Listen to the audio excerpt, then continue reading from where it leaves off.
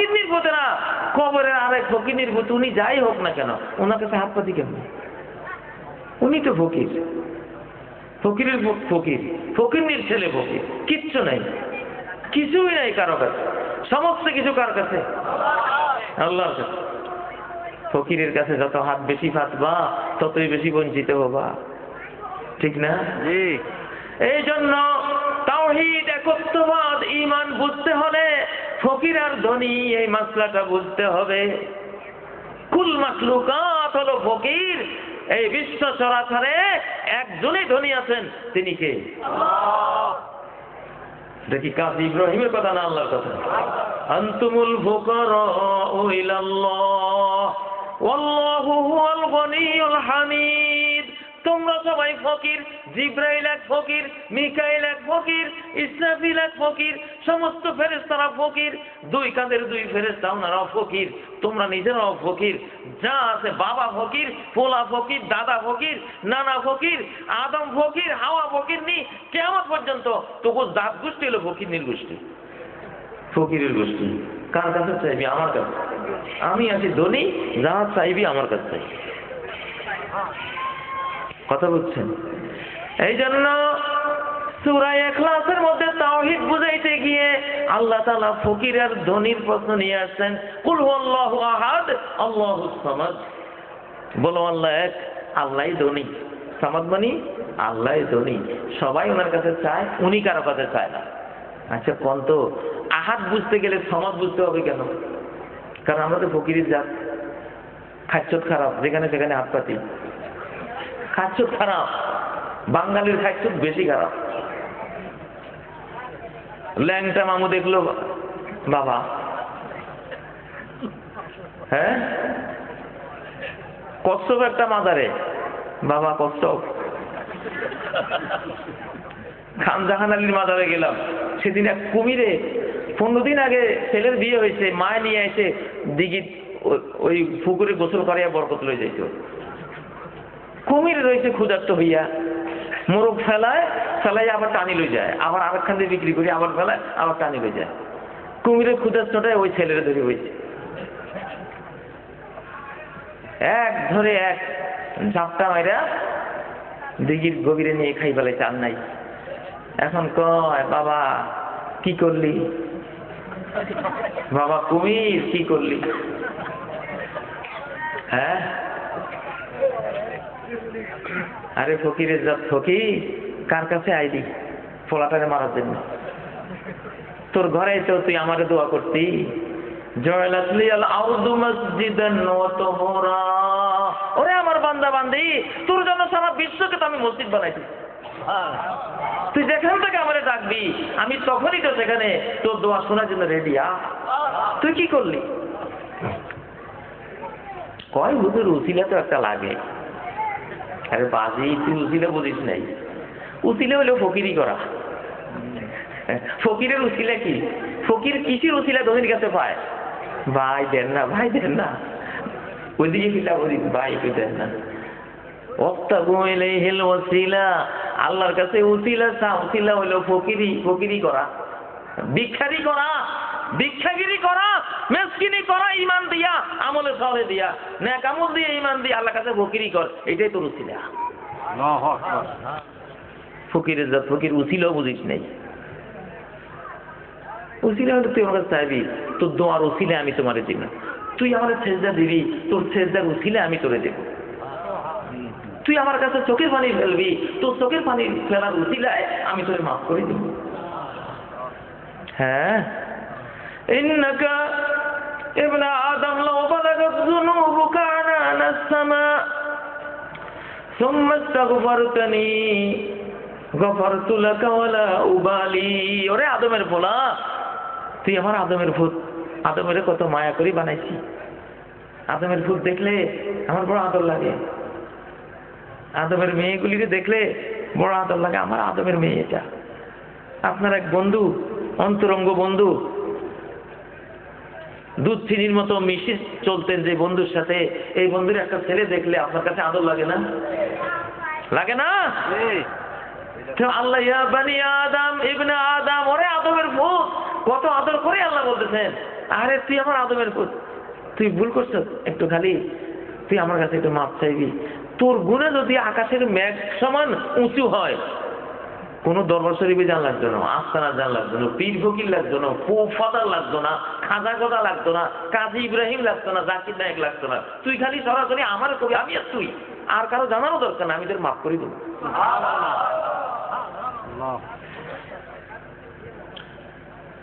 খ্রিস্টান খাইছে পোপে আর ফাদারে, হিন্দুগুলিরে খাইছে ঠাকুরে আর ব্রাহ্মণে, মুসলমানগুলিরে খাইছে খাজায় গজায় পীরে ফকিরে। কথা বলছে জি, রাস্তা মারি দিতে আল্লাহ থেকে কাড়ি নিজের পকেটে ঢুকাইছে। কয় কি জিকির করা, কয় যে ওনার কলম সাফ করি। কলম সাফ করতে গিয়ে পকেটও সাফ করি বলাইলেন। আসলে তো কলম সাফ করা নিয়ত, পকেট সাফ করো। কথা বলছেন ডাইরেক্ট আল্লাহর বান্দা। কার বান্দা? আল্লাহর সমান দয়ালু আর কেউ নাই। সব হলে ঠকবাজ, মতলববাজ। একমাত্র স্নেহময়, মায়াময়, দয়াময় কে? বলেন কে? আল্লাহ। এই যে ভ্রুগুলি দিছেন কত মায়া করে। আমি যখন বৃষ্টিতে ভিজবো, কপাল বয়ে পানিটা আমার চোখে যেন না পড়ে, চোখ নষ্ট হয়ে যাবে আমার বান্দারা।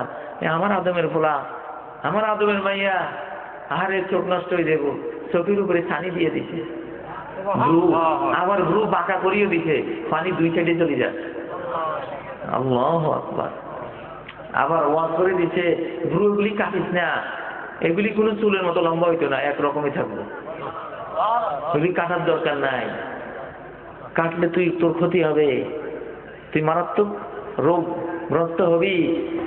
একমাত্র ভ্রুর সাথে ব্রেনের সম্পর্ক আছে, চোখের নার্ভের সম্পর্ক আছে। ভ্রু কাটলে অনেক সময় অন্ধ হয়ে যায়, অনেক সময় মারাও পড়ে। কত আদর করছেন আল্লাহ তাআলা। ও ভাইয়েরা, কত যত্ন আল্লাহ করেছেন। করেছেন কিনা? করেছেন কিনা মানুষকে? সে আল্লাহকে ভুলে গেছে। সে আল্লাহকে ভুলে গেছে। মায়ের গর্ভে থাকতে আমাদের শরীরে ভিটামিনের দরকার হয়ে পড়েছিল একবার, প্রোটিনের দরকার হয়েছিল একবার, ভিটামিন সির দরকার হয়েছিল একবার। এখন মায়ের পেটে ভিটামিন সি লাগবে, ভিটামিন এ লাগবে, কেমনে পৌঁছাবে? আল্লাহ তাআলা মায়ের জিহ্বার মধ্যে ভিটামিন সি ওয়ালা, এ ওয়ালা ফলমূল খাওয়ার আগ্রহ সৃষ্টি করে দিয়েছে। মা কহে, রে বাজারে যায় একটা আমার ভাই সাগর কলা আনিস তো, একটু কমলা আনিস তো, কমলা খাইতে মন চায়। আরে আসলে মার মন চায় নাই, চাইছে শিশুর মনে। শিশুর মনে দয়ালু আল্লাহ ওই মায়ের ভিতরে সেই চেতনা দিয়া, কমলার কলা খাওয়ার আগ্রহ দিয়া মায়েরে খাওয়াইয়া, পরে মায়ের রক্ত থেকে নিয়ে শিশুরে খাওয়াই দিচ্ছে। আজকে সেই শিশু বড় হইয়া খাদার কাছে চায়, আল্লাহর কাছে চায় না। মাজারে যায় পড়ে থাকে, আল্লাহর মসজিদে গিয়ে পড়ে থাকে না। মাজারে 5,000 লোক, মসজিদে 5 জনও নাই। আহারে মুসলমান, সারা পৃথিবীর মানুষদের মুসলমান জাতির ফুটবলের মতো আমেরিকায় লাথি মারে, রাশিয়ার কোর্টে গিয়ে পড়ে। রাশিয়ায় লাথি মারে, আমেরিকার কোর্টে পড়ে। ফ্রান্সে এক লাথি মারে, ব্রিটেনে এক লাথি মারে। ফুটবল মুসলমান, বিশ্ব ফুটবল হলে এখন মুসলমান জাতি। কারণ কি? আল্লাহকে ভুলে গেছে। কাকে ভুলে গেছে? আল্লাহকে ভুলে গেছি, কোরআনকে ভুলে গেছি, নবীর সুন্নাতকে ভুলে গেছি। ওমা কানাল্লাহু লিউআযযিবাহুম ওয়া আনতা ফীহিম। ও মুহাম্মদ, তুমি যতদিন তাদের মাঝে থাকবা, আল্লাহ তাদের কোনো আযাব দেবেন না। এখন প্রশ্ন হলো, মুহাম্মদ সাল্লাল্লাহু আলাইহি ওয়াসাল্লাম তো নাই, তো উনি থাকবেন কেমনে? কয়, ওনার সুন্নাত যদি তোর ঘরে থাকে, তাহলে তুই ভাববি যে উনি তোর ঘরে আছে। ওনার সুন্নাত যদি তোর শরীরে থাকে, তোর সমাজে থাকে, তুই আল্লাহ মনে করবেন যে আমার মুহাম্মদ ওদের ওখানে আছে। আল্লাহ আযাব দেবেন না। সুন্নাত, উনি যতদিন বেঁচে ছিলেন ততদিন উনি ছিলেন নিরাপত্তা। উনি মারা গেছেন, ওনার সুন্নাত হলে এখন আমাদের নিরাপত্তা। ঠিক না কি? নবীর সুন্নতের মধ্যে কি বরকত। উম্মতের মধ্যে অনেকে ধূমপান করে, সিগারেট পান করে। নবীজি একখান দিয়ে হাঁটে যাইতে সুবাস ছড়িয়ে পড়তো। সকালে হাঁটে গেলে বিকাল পর্যন্ত অনেক সময় গ্রাম থাকতো। নবীজি কোন রাস্তা দিয়ে হেঁটেছেন অনেক পরেও পিছন দিয়ে সাহাবীরা গেলে বুঝতেন এই পথ দিয়ে মুহাম্মদ সাল্লাল্লাহু আলাইহি সাল্লাম হেঁটে গেছেন, এমন সুবাস। আর সেই নবীর উম্মত এখন রাস্তা দিয়ে হাঁটে গেলে কিছুক্ষণ পরে গেলে আমরা টের পাই যে এক বেড়ি খোর গেছে এখান দিয়ে, ঠিক না? নবী ছিলেন সুগন্ধ আর উম্মত হচ্ছে দুর্গন্ধ। এটা পাল্টা। সুগন্ধ যদি ব্যবহার করো, সুগন্ধ নিঃশ্বাসের মাধ্যমে ফুসফুসে গিয়া শক্তি উৎপাদন করে। সুগন্ধ একটা পাওয়ার, আপনাকে শক্তিশালী করে। বা দুর্গন্ধ তার উল্টাটা। এই জন্য নবীজি আজীবন সুবাসিত ছিলেন। সুবহানাল্লাহ। কোন এতিমের মাথায় হাত বুলালে অনেকক্ষণ পর্যন্ত এতিমের মাথায় নবীজির হাতের সুবাস লেগে থাকতো। মানুষ তার মাথা শক্ত, টের পাইতো যে এর মাথায় নবীজি হাত বুলাইছে। সুবহানাল্লাহ। প্রিয় ভাইরা, আমার এই বক্তৃতাগুলি করছি কেন? এই জন্য যে আগে কাকে চিনতে হবে? আগে আল্লাহকে চিনতে হবে। আল্লাহকে পেলাম তো সব পেলাম, আল্লাহকে হারালাম তো সব হারিয়ে ফেললাম, আর কাউকে পাবো না, আর কেউ নাই। ওমা লিয-যালিমিনা মিন আনসার। আল্লাহ হারানো জালিমের কেউ নেই, কেউ নেই। আল্লাহকে যে হারিয়েছে, আর আল্লাহকে হারাবেন যদি শিরিক করেন। কি করেন? শিরিক করলে আল্লাহকে হারাবেন। তো বাংলাদেশে আমি বলছিলাম, নূহ থেকে মুহাম্মদ সাল্লাল্লাহু আলাইহি ওয়াসাল্লাম পর্যন্ত নবীদের সাথে উম্মতদের যত যুদ্ধ বিগ্রহ হয়েছে, আল্লাহ আকাশ থেকে ক্ষেপণাস্ত্র মেরে, পাথর মেরে যত জাতিকে তলিয়ে দিয়েছেন, সাগরে ডুবিয়ে মেরে দিয়েছেন, ভূমিকম্প দিয়ে ধ্বংস করে দিয়েছেন, ভূমিতে তলিয়ে দিয়েছেন, সবগুলো করেছেন একটি জিনিসের কারণে। তারা বলতো, তারা বুঝতো, সারা জীবন মনে করতো উসিলা ছাড়া আল্লাহকে পাওয়া যাইত না। উসিলা মানে মানুষ উসিলা। একজন পুরোহিত লাগবে, যাহার ঘরে পুরোহিত নাই দেবতা তাহার অর্চনা গ্রহণ করিবেন না। পুরোহিত ছাড়া, ব্রাহ্মণ ছাড়া, ঠাকুর ছাড়া, পোপ ছাড়া, ফাদার ছাড়া, পীর ছাড়া, কাজী হাজি ছাড়া আল্লাহ আমাকে ইবাদত নিত না। নবীরা বলতেন না, ডাইরেক্ট নেবে। ফাউবুদিল্লাহ। ওরা বলতো মা না'বুদুহুম ইল্লা লিয়ুকাররিবুনা ইলাল্লাহি যুলফা। আরে মুহাম্মদ, তুমি বুঝো না, এই মূর্তিগুলি তো আমাদের উদ্দেশ্য না, উদ্দেশ্য তো আল্লাহ। এগুলি শুধু ভাইয়া হিসেবে না আমরা ব্যবহার করি। আমাদের দোয়া, প্রার্থনা, কালাম, ইবাদত, বন্দেগী এদের কাছে দেই, এরা আল্লাহর কাছে পৌঁছাবে। নিয়ত তো ভালো। যে মায়ের পুত যেরকম মায়ের কাছে না আসা আরেকজনের কাছে গেলে মার যেরকম দুঃখ লাগে, আল্লাহর বান্দা আল্লাহর কাছে না এসে আরেকজনের কাছে যদি যায় যে তুমি আমাদের দুঃখ বাদনা আল্লাহর কাছে পৌঁছায়ও, আল্লাহর বড় দুঃখ লাগে। কিরে, তোর দুঃখ বুঝি আমি না, সে বুঝি আমার থেকে বেশি বুঝবো তোর দুঃখ। ও মুসলমান, কোন আল্লাহর কাছে সরাসরি চাইবেন নি? জি। হ্যাঁ, জি। আমরা কি সরাসরি আল্লাহকে পাইতে পারি? অবশ্যই। ওয়াসজুদ ওয়াক্তারিব। তুমি একটা চিন্তা করো, আমার কাছে চলে আসবা। কারো ভায়া লাগবে না, মুআল্লিম লাগে, উস্তাদ লাগে, একদিন থেকে শিখিল যে আপনি চিন্তা করা লাগবে না। এরপরে তোমার কাজ তুমি করবা, ঠিক নয় কি? জি। আল্লাহর বান্দার মাঝখানে কাউকে রাখবা শিরকে আকবার। ইত্তিখাযুল ওয়াসাইতি বাইনাল্লাহি ওয়া আবদিহি।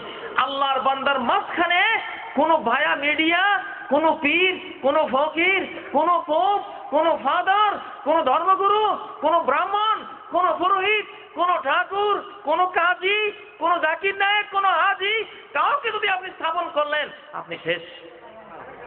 আপনি শেষ। আল্লাহ তেজ্য করে দিবেন আপনাকে, একদম জাহান্নামে ফেলে দিবে। তুই আল্লাহর উদাহরণ দিলি মানুষের সাথে মিলাইয়া, সর্বনাশ, তুই শেষ হয়ে গেলি। আল্লাহ বলেছেন ফালা তাদরিবু লিল্লাহিল আমসাল। আল্লাহর জন্য কোনো উদাহরণ তুমি দিতে পারবা না। আল্লাহ মানুষ না, আল্লাহ তোর জাতিসংঘের মহাসচিব না, বারাক ওবামা না, মন্ত্রী যন্ত্রী না, তুই মন্ত্রীর লগে আল্লাহর তুলনা দিবি না। তোর জাতিসংঘের মহাসচিবের কাছে যাইতে ভায়া লাগবে, প্রেসিডেন্টের কাছে যাইতে ভায়া লাগবে। কেন লাগবে? কারণ প্রেসিডেন্ট গায়েব জানে না, জাতিসংঘের মহাসচিব গায়েব জানে না। তোর ফ্যাটে যে ক্যান্সার, জাতিসংঘের মহাসচিব জানবে না? জানবে? প্রেসিডেন্ট জানবে না। কিন্তু আল্লাহ কি তোর সে মহাসচিবের মতো? আল্লাহ তোর ফ্যাটে যে ক্যান্সার তুই জানার আগে তিনি জানেন। তুই জানার আগে তিনি জানেন। অতএব আল্লাহ এমন বাদশাহ, তার কোন প্রজার কোনখানে কখন কোন অবস্থায় কোন দুঃখ, চক্ষের পলকের কোন বেদনা, তারও জানার আগে তিনি জেনে যান। অতএব ওনার কাছে কোনো ভায়া লাগে না, কোনো চেয়ারম্যান লাগে না, কোনো ভায়া মিডিয়া লাগে না। এই ভুল উদাহরণ দিয়ে দিয়া বাঙালিগুলির শিরকের মধ্যে ফিরে যায়। উদাহরণ হারাম, উদাহরণ নিষেধ। ফালা তাদরিবু লিল্লাহিল আমসাল, আল্লাহর জন্য কোনো উদাহরণ চলবে না, আল্লাহ তোমার মতো না।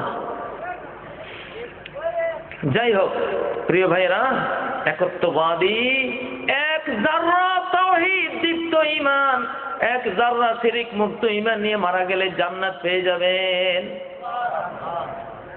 ইউখরাজু মিনান নার মান ক্বালা লা ইলাহা ইল্লাল্লাহ ওয়া ফি কলবিহি ওয়াজনু যাররাতিন মিন ঈমান। সহিহ বুখারীতে হাদিস রয়েছে কিতাবুল ঈমানের মধ্যে, লা ইলাহা ইল্লাল্লাহ বলার পরে এক ধূলিকণা পরিমাণ ঈমান যদি অন্তরে থাকে, আল্লাহ তাকেও জান্নাত থেকে মুক্তি দিয়ে দিবেন।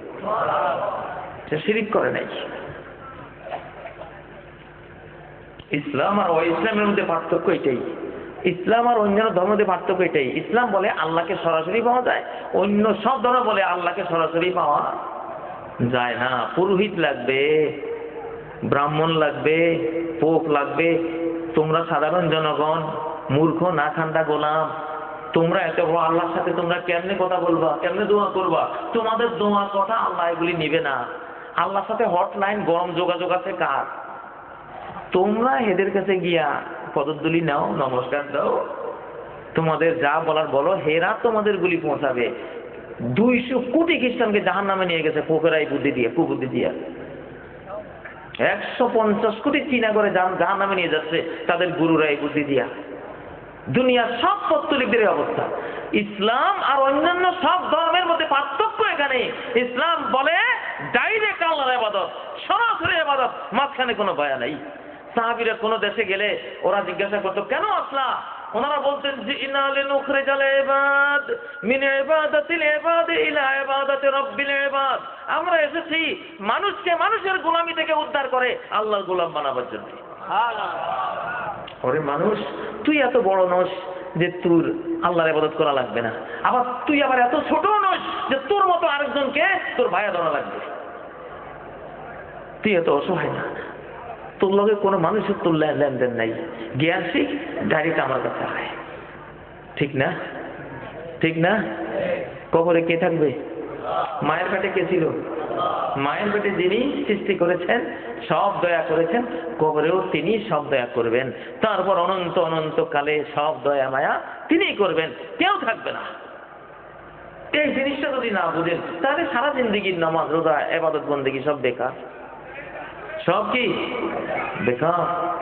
সব আম্বিয়ায়ে কেরাম, সব আসাতিজায়ে কেরাম, সব উলামায়ে কেরাম, সব ইমাম, সব খতিব, সব সম্মানিত আমাদের ওস্তাদ, সব কি ওস্তাদ। তাদের থেকে শিখে শিখে আমরা কার ইবাদত করব? কার ইবাদত করব? আল্লাহর ইবাদত করব। বাস। সমস্ত সৃষ্টি জগৎ আল্লাহমুখী। একটা পিঁপড়া ডাইরেক্ট কার কাছে চায়? আল্লাহর কাছে চায়। একটা কুকুর দেখবেন চৈত্র মাসে পিপাসা ধরলে আকাশের দিকে তাকিয়ে কাঁদে। একটা কুকুরও আকাশের দিকে তাকিয়ে কাঁদে, ঠিক না? কার কাছে কাঁদলো? আল্লাহর কাছে কাঁদলো, ঠিক না? কুল মাখলুকাত তারা আল্লাহমুখী। কোন মুখী? আল্লাহমুখী। এত বড় সূর্য, তাকে কে রিজিক দেয়? আল্লাহ দেন। এত বিশাল পৃথিবী কে চালায়? আল্লাহ চালান। অতএব আমরা সবাই আল্লাহমুখী হই, আল্লাহর একত্ববাদী গোলাম হই, শিরক মুক্ত গোলাম হই, তাহলে ইনশাআল্লাহ। আল্লাহ বলেছেন, ইবনে আদম, ওরে আদমের ছেলে, ইন্নাকা লাউ লাকিতানি বিকুরাবিল আরদি খাতায়া, পৃথিবী ভরা গুনাহ নিয়ে যদি তুমি আমার কাছে সাক্ষাৎ করতে আসো, কিন্তু তুমি আসছো কি লা তুশরিকু বি শাইআ, কোন জিনিস শরীক করে আসো নাই, তাহলে যেই পরিমাণ পাপ নিয়ে আসবা, লাকিতুকা বিকুরাবি মাগফিরা, যে পরিমাণ গুনাহ নিয়ে আসবা সেই পরিমাণ মাগফিরাত নিয়ে তোমার কাছে যাব তোমাকে মাফ করার জন্য। তোমাকে আমি মাফ করে দেব। প্রিয় ভাইরা, বক্তৃতা আমি আর লম্বা করতে চাই না। আপনাদের কিছু প্রশ্ন আছে, এখন আমি এই প্রশ্নগুলির উত্তরে যাচ্ছি। হয়তো আপনাদের এলাকার জরুরি প্রশ্ন, এই জন্য আপনারা দিয়েছেন। ইসলামের দৃষ্টিতে তাবিজ, কবজ এবং বৈধ অবৈধ ঝাড়ফুঁক সম্পর্কে বিস্তারিত জানতে চাই। তাবিজের কথা আমার ভাই আমার আগে ওয়াজে বলেছেন। আসলে তাবিজ, কবজ এগুলি ব্যবহার করবেন না, তবে ঝাড়ফুঁক ব্যবহার করবেন। ঝাড়ফুঁক এটা বৈধ। নবীজি ঝাড়ফুঁক করতেন, ঝাড়ফুঁক করতেন। পানি পড়া আপনি দিতে পারেন, ঝাড়ফুঁক করতে পারেন। জাপানের একজন বড় বিখ্যাত বিজ্ঞানী আছেন, মোশারিও ইমোটো। ওনার একটা বই আছে, দ্য মেসেজ ফ্রম ওয়াটার, পানির পক্ষ থেকে মেসেজ।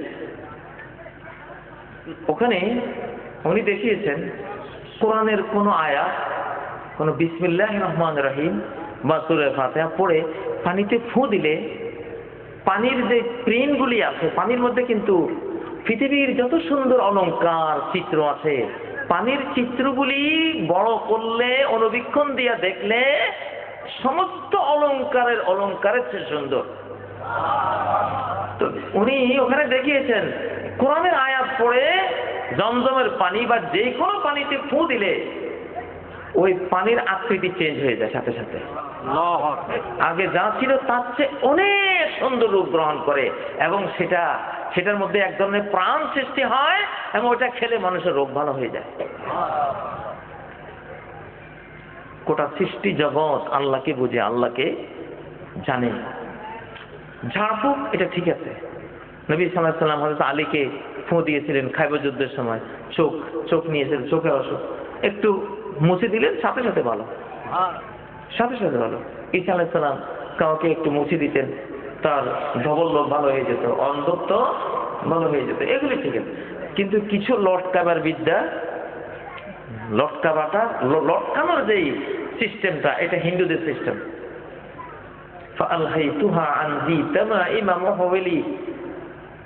কবি ইমরাল কাইস, মোশরেক যুগের কবি, উনি বলেছেন যে ওনার যুগে শিশুদের গলা তামায় অনেক তাবিজ থাকতো, হাতে, কোমরে, বাহুতে তাবিজ আর তাবিজ। এটা হলো পৌত্তলিক কালচার। ইসলামে কোনো তাবিজ কালচার নাই। ইসলামে আপনি কোরআনের আয়াত লিখেও ঝুলাইলে কোনো ফল নাই। কানু ইয়াকরাহুনা আত-তামাইমা কুল্লাহা মিনাল কুরআনি ওয়া গায়রিল কুরআন। সাইদ ইবনুল মুসাইয়্যিব রাহিমাহুল্লাহ তিনি বলেছেন, সমস্ত সাহাবীদের কথা নকল করেছেন। ফাতুল মাজিদ গ্রন্থে ওনার এই উক্তিটা আছে যে সমস্ত সাহাবীরা কোরআন হোক গায়রে কোরআন হোক, কোন জিনিসকে তাবিজ হিসেবে ব্যবহার করাকে হারাম মনে করতেন। ওনাদের যুগে মাকরুহ মানে ওনারা হারাম বুঝতেন, কারণ হাতে তাহরিম, হারাম মনে করতেন, তারা ব্যবহার করতেন না। ফ্রান্সের একজন বিজ্ঞানী, আধুনিক বিজ্ঞানী, উনি গবেষণা করে বলেছেন এটা কোরআন লটকাইলে কোনো উপকার নাই, কিন্তু কোরআন পড়লে, আরেকজনে পড়লে কি হবে, নিজে পড়লে কি হবে, অত্যাধুনিক যন্ত্রে ধরা পড়েছে। উনি দেখাচ্ছেন যে আরেকজন দিয়ে যদি কোরআন আপনি পড়ান, আরেকজনের পড়া শোনেন, আপনার রক্তের মধ্যে কোরআনের প্রভাব অর্ধেক থাকবে, অর্ধেক। কোরআনের নূর, কোরআনের বরকত, কোরআনের শেফা অর্ধেক পাবেন। আর নিজে যদি পড়েন, নিজে পড়ার পরে উনি রক্ত পরীক্ষা করে দেখছেন 100% প্রভাব, নূর, বরকত, শেফা রক্তের মধ্যে রয়ে গেছে। অতএব ইকরা, আল্লাহ বলছেন কোরআন পড়ো, পড়ো।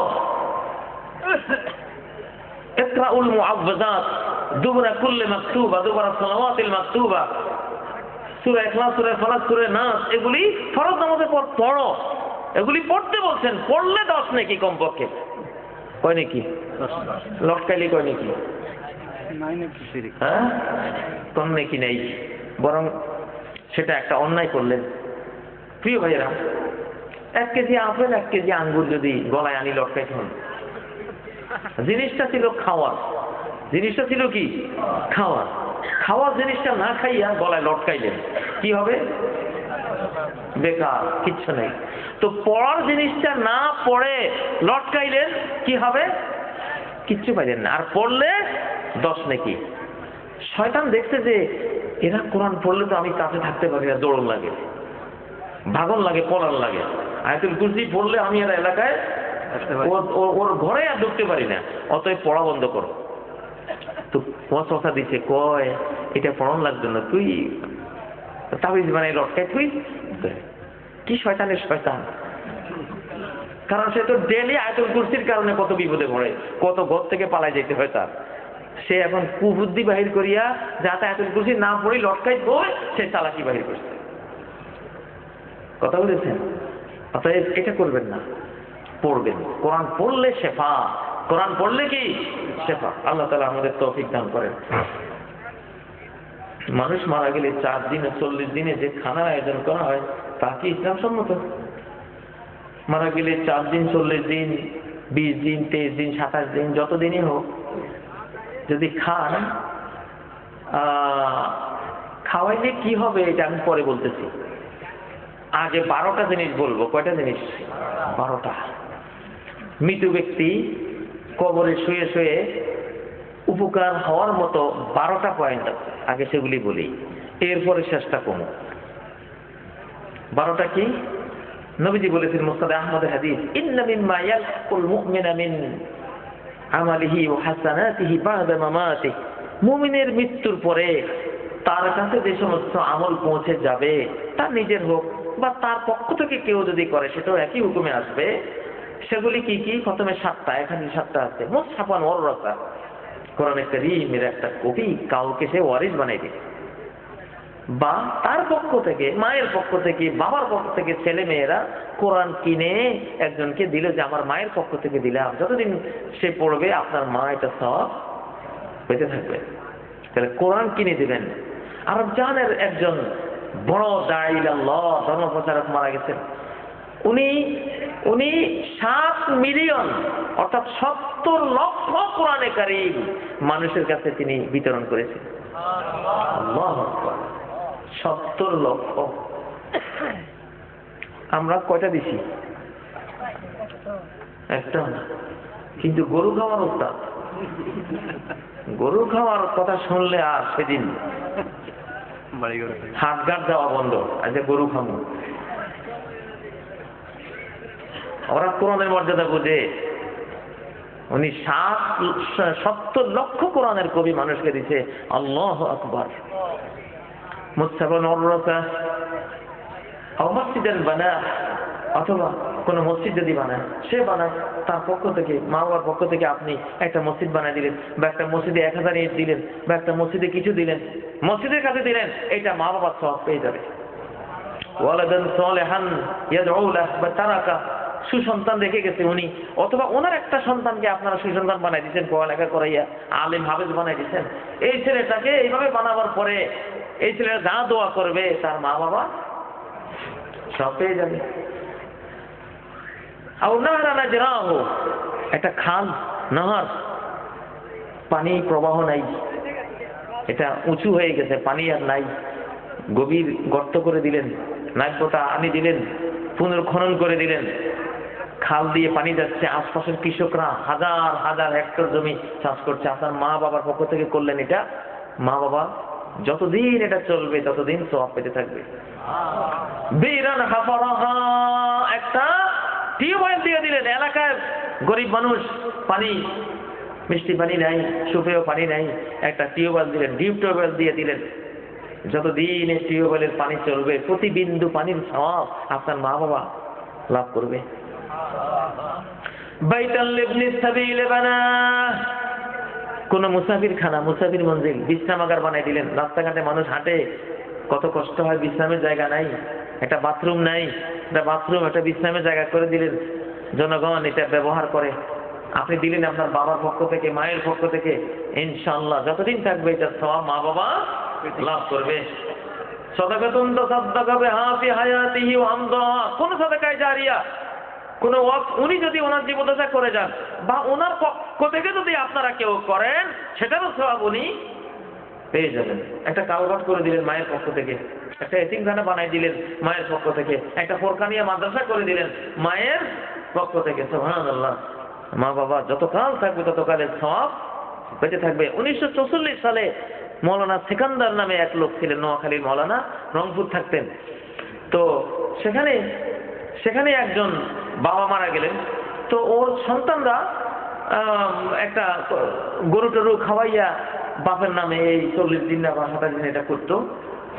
হুজুরের কাছে গিয়া পরামর্শ চাই। হুজুর বললো এগুলি করিস না, বরং ওই টাকাটা দে, ওই টাকাটা দিয়ে একটা ফোরকানিয়া মাদ্রাসা করে দে তোর বাপের নামে, বাবার পক্ষ থেকে একটা ফোরকানিয়া মাদ্রাসা করে দাও, এইটা সব। আল্লাহু আকবার।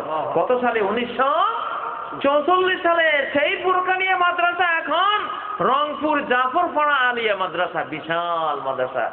1944 থেকে আজকে 2015, কত লক্ষ ছাত্র সেখানে কোরআন হাদিস পড়েছে। আল্লাহু আকবার। কত কোটি নামাজ লোকেরা পড়েছে। সম্পূর্ণ সওয়াবগুলি ওই মা বাবা পেয়েছে, পাইতেছে, আরো পাইতে থাকবে। এগুলি হলো কাদের কাজ। এই 7টা গেল। আর 5টা হলো, এক সাহাবী প্রশ্ন করলেন, হাল বাকিয়া মিন বিররি আবাওয়াইয়া শাই, আমার মা বাবার জন্য কিছু করার কি বাকি আছে তাদের মৃত্যুর পরে? নবীজি বলেন আছে। আসসালাতু আলাইহিমা, তাদের জন্য দোয়া করা, দোয়া করে তারা পাবে। ওয়াল ইস্তিগফারু লাহুমা, তাদের জন্য ইস্তিগফার করা, ইস্তিগফার করলে তারা সওয়াব পাবে।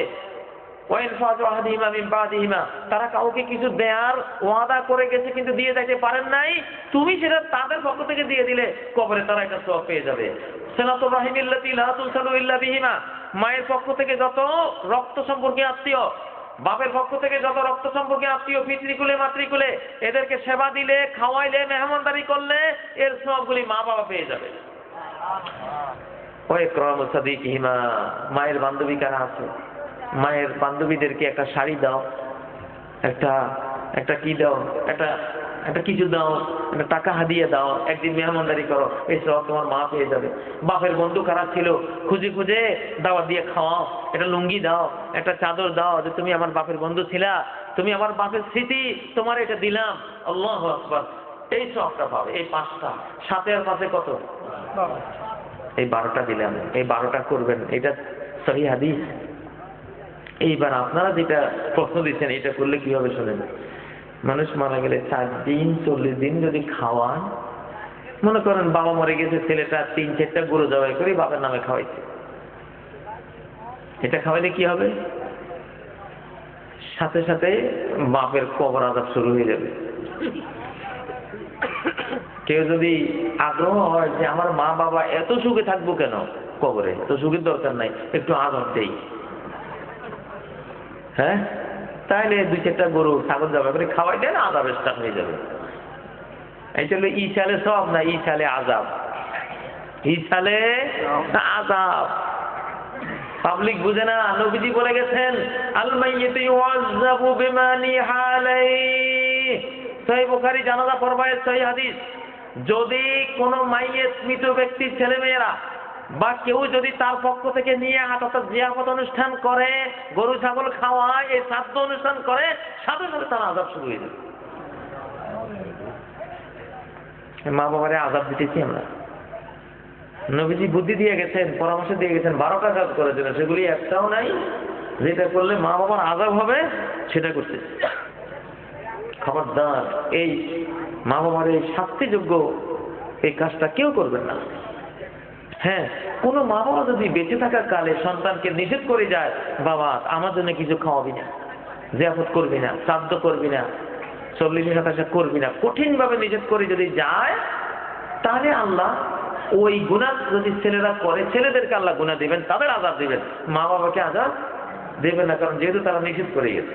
কিন্তু যদি নিষেধ না করে গিয়ে থাকে, তাহলে কিন্তু আযাব শুরু হয়ে যাবে। খবরদার, এই জিনিস করবেন না। মেয়েদেরকে ওয়ারিস থেকে বঞ্চিত করে ছেলেদের নামে সব সম্পদ লিখে দেওয়ার হুকুম কি? এটা তো চির জাহান্নামী হওয়ার মতো মহা মহা অপরাধ। এই ওয়ারিসি সম্পত্তি বন্টন আল্লাহ সূরা নিসার 11, 12, 13, 14 নম্বর আয়াতে করছেন। 11, 12, 13 নম্বরে আয়াতে এই সম্পত্তির কথাবার্তা বলে 14 নম্বর আয়াতে বলেছেন, وَمَن يَعْصِ اللَّهَ وَرَسُولَهُ وَيَتَعَدَّ حُدُودَهُ يُدْخِلْهُ نَارًا خَالِدًا فِيهَا। সম্পত্তি যে বন্টন করে দিলাম, এই বন্টনের নিয়ম নীতি যে মানলো না, আল্লাহর নিয়ম খেলাপ করলো, আল্লাহ তাকে ইউদখিলহু ঢোকাবেন জাহান্নাম নারান আগুনে খালিদান ফিহা, সেই আগুনে চিরকাল জ্বলবে। ওই ভাইটা চিরকাল আগুনে জ্বলবে যে বোনকে সম্পত্তি থেকে বঞ্চিত করলো। ওই ওয়ারিস যে আরেক ওয়ারিসকে সম্পত্তি থেকে বঞ্চিত করলো, আল্লাহর হুকুম লঙ্ঘন করলো, আল্লাহর অবাধ্য হলো, বললো না দিলে কি হবে। এখন আবার অনেক মেয়েরাও কয় ভাইয়ের সমান দিতে হবে, ভাইয়ের সমান দিতে হবে। যদি কোনো বোন ভাইয়ের সমান নেয়, এই বোনটাও চিরকাল নারান খালিদান ফিহা। সূরা নিসা 14 নম্বর আয়াত, সম্পত্তি বন্টনের পরের আয়াত। সম্পত্তি বন্টনের উপরে আল্লাহ তাআলা এই হুমকিটা দিয়েছেন, চিরকাল জাহান্নামে ভোগাবেন। যেটা আল্লাহ দিয়েছেন বাস ওইটাই, কমও না বেশি না। মেয়েকে বঞ্চিত করার কোনো সুযোগ নেই, কাউকেও বঞ্চিত করার কোনো সুযোগ নেই। ইসলামের এই বন্টন নীতি এত সুন্দর। প্রেসিডেন্ট নিক্সনের একজন রাজনৈতিক উপদেষ্টা, সম্ভবত রবার্ট গ্রিন, রাজনৈতিক উপদেষ্টা, ইসলামের এই বন্টনের আয়াতগুলি পড়ে সূরা নিসায় উনি মুসলমান হয়ে গিয়েছিলেন। যে এত সুন্দর বন্টন, এইটা কোনো সৃষ্টির পক্ষে সম্ভব না, এটা স্রষ্টার বন্টন।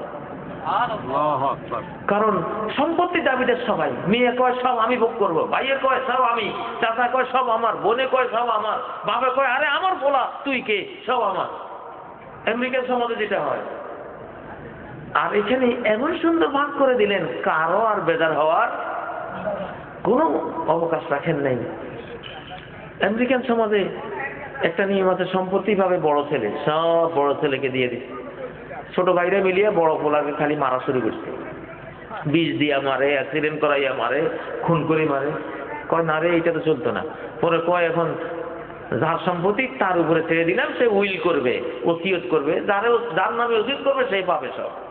ওসিয়ত করে গেছে কুত্তার জন্য, নিজের পোলা নাই, মাইয়া নাই, বাবা নাই, কাউকে দেয় নাই। পুত, ছেলে, মেয়ে, বাবা সবারই বঞ্চিত করে কুত্তার নামে ওসিয়ত করে দিয়ে গেছে। তো সেই প্রেসিডেন্ট নিক্সনের সেই রাজনৈতিক উপদেষ্টা বলে, আমার এত বড় আমেরিকান বুদ্ধিওয়ালা সমাজ, তারা এই মশলায় কি অবস্থার মধ্যে পড়ে আছে, আর কোরআনে কি সুন্দর বন্টন আল্লাহ করে দিলেন। আল্লাহু আকবার। এমন সুন্দর বন্টন যে কোরআনে আছে, এই কোরআন সত্য, এই কোরআন কি সত্য, উনি মুসলমান। যাই হোক, মেয়েদের বঞ্চিত করলে এটা মারাত্মক ধরনের মহাপাপ হবে। অভিভাবকের অনুমতি ছাড়া মেয়েরা বিবাহ করতে পারে কি? এটা হাদিসে স্পষ্ট নিষেধ। আইয়ামা ইমরাআতিন নুকিহাত বিগাইরি ইজনি ওয়ালিয়্যিহা ফানিকাহুহা বাতিলুন বাতিলুন বাতিলুন। নবীজির ফতোয়া, নবীজির সাফ ফয়সালা যে যে কোনো মেয়ে তার ওলির অনুমতি ছাড়া বিয়ে করবে, সে বিয়ে বাতিল বাতিল বাতিল, স্ট্রং। যদিও ইমামদের কারো কারো ইজতিহাদ আছে, গবেষণা আছে, কিন্তু আসলে ইজতিহাদ করা জায়েজ নাই যখন সহিহ কোনো দলিল হাদিস স্পষ্টভাবে পাওয়া যায়। এই জন্য ইমামরা বলে গেছেন, ইজা সাহাল হাদিসু ফাহুয়া মাযহাবি। আমি হয়তো হাদিসটা আমি পাই নাই, যেহেতু ইমামদের যুগে সব হাদিস সংকলিত ছিল না, হাদিস পাই না, আমি একটা ইজতিহাদ করে বলে গেছি। কিন্তু যদি সহিহ হাদিস পাও, মনে করবা ওইটাই আমার মাযহাব, ওইটাই আমার সিদ্ধান্ত। আর মেয়েদের আকল তো অত পরিপূর্ণ না। বাবা ছাড়া দেখা যায় রাজকন্যা রিক্সাওয়ালার কাছে বিয়ে হয়ে চলে গেছে, 14 গোষ্ঠীর চুনকালি লাগাইছে মুখের মধ্যে, ঠিক না? গাছের পাতা নড়ে চড়ে তোমার কথা মনে পড়ে, এই হলো যাদের আকল। এগুলির যদি ছেড়ে দেন, যেখানে গাছের পাতা নড়বো ওর কথা মনে পড়বো, এর লোকে চলে গেছে। কি বেইজ্জতি! এরপরে গিয়া বাবার শরম, মায়ের শরম, বাইরের শরম, 14 গোষ্ঠীর কলঙ্ক, ঠিক না? হ্যাঁ, অভিভাবকের অনুমোদন, তাদের বাছবিচার, সাথে মেয়ের অনুমোদন, দুইটার সমন্বয় হয়ে বিয়েটা হবে। কত সুন্দর! মেয়েরও অনুমোদন লাগবে, সাথে তার অভিভাবকেরও অনুমোদন লাগবে, দুইটা মিলি কম্প্রিহেন্সিভ, কমপ্লিট একটা সিদ্ধান্ত, আমার সুন্দর একটা সিদ্ধান্ত। এবং অ্যারেঞ্জ বিয়েগুলি দুনিয়াতে টিকে, লাভ ম্যারেজ গুলি টিকে না। একটা যৌবনের রঙিন চশমা তো চোখে সবকিছু রঙিন রঙিন দেখে, যখন সংসারে যায় কিরে বন্ধু যে এত মিষ্টি মিষ্টি কথা কইতে, এখন তো খালি কথা কথা কিল মারে, ঘুষি মারে। তখন বুঝে বাস্তবতা এক জিনিস, স্বপ্ন আরেক জিনিস। গোটা বিশ্ব সমাজে এখন মেয়েদের স্বেচ্ছাচারিতা, নিজে বিয়ে বসা, নিজে তালাক দেওয়ার কারণে পৃথিবীর কোটি কোটি পরিবার ধ্বংস হয়ে যাচ্ছে। কোটি কোটি শিশু চিরকালের জন্য তাদের জীবন উচ্ছৃঙ্খলতার মধ্যে পড়ে যাচ্ছে। এটা ভয়াবহ পরিণতি, অসামাজিক পরিণতি ডেকে আনে। প্রশ্ন আমার মনে হয় এটাই লাস্ট প্রশ্ন হিসেবে নিচ্ছি, প্রশ্নের উত্তর আর বেশি দেব না, কারণ আসলে রাত যাই হয়েছে মোটামুটি আমার 1.5-2 ঘন্টা হয়ে গেছে। কথা বেশি বললে তো সব খেয়াল থাকবে না, তাই না?